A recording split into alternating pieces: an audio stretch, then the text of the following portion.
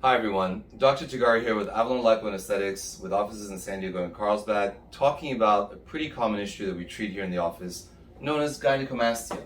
To make this easy for you, we're going to break it down into some simple things. You may have heard this term, but generally speaking, many people may not be as familiar with this. So let's go and get to it. First of all, what is it? It is generally a collection of tissue in the breast, in the male breast, and this is not thought to be normal. Now, it could be a combination of fat and or plus or minus gland tissue. And this is important to note because breast tissue is comprised of fat as well as gland tissue together. Now, this is going to vary from person to person to different degrees, but you're going to have some combination of this, just like you do with women.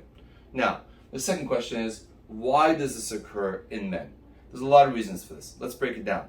First of all, certain medications can cause this. Too numerous to mention, but there's a lot out there. Number two, hormones. Hormones can be anywhere from abnormal adrenal glands and many other issues that can cause abnormal collection of breast tissue. There's also association with steroids. And we see folks who used to be bodybuilders or doing things in the gym that they shouldn't have been doing, and then of course, they develop abnormal breast tissue, and then of course, there are genetic factors that we don't fully understand, okay? So this is the general categories. There may be some other ones, but these are the majority. Now, who gets this?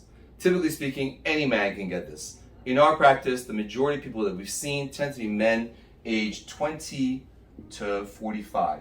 Now, past 45 to 50, it is known that testosterone tends to decrease and estrogen tends to increase in men, which can actually lead to gynecomastia. For the purpose of this, we're not going to be talking about people who endure the normal progression of hormonal changes that occur in men. We're talking about the ones who are generally in an age group not typically going to be associated with the normal progression of breast tissue that happens in men as we age. So, for the majority of people in our practice, we tend to find that 20 to 45 is a typical age range. So, how do you treat this problem?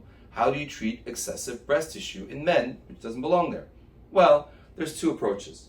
One is to simply excise it, or just cut it out. There are a few problems with this approach. Yes, it's very immediate. Yes, you can take out everything in one go.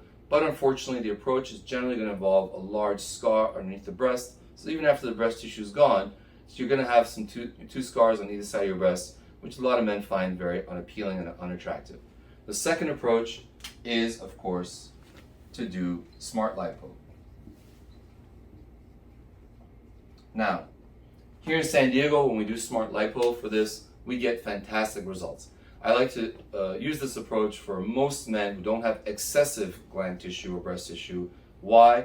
Because you can get this done without scars. The incisions are tiny and oftentimes look like a freckle even while they're healing. So we like this approach, and generally speaking, for the majority of our clients, this is what we're going to recommend. Now, I also use special means to avoid the scars that can oftentimes occur with lipo, but generally speaking, this is going to require the surgeon to have a very good knowledge and experience in this important procedure. In any case, if you'd like to learn more, please give our staff a call. We'd love to educate and inform you. Thank you so much for watching.